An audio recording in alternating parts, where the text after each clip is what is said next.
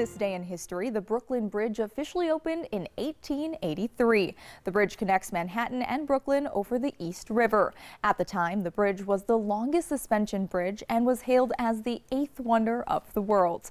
Before the Brooklyn Bridge, people primarily crossed the East River between Brooklyn and Manhattan using a busy network of steam-powered ferries.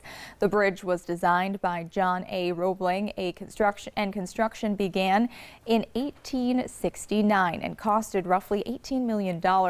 During the opening ceremony, thousands attended, with over 150,000 people and 1,800 vehicles crossing on the first day. After opening, the Brooklyn Bridge underwent several reconfigurations, having carried horse-drawn vehicles and elevated railway lines until 1950.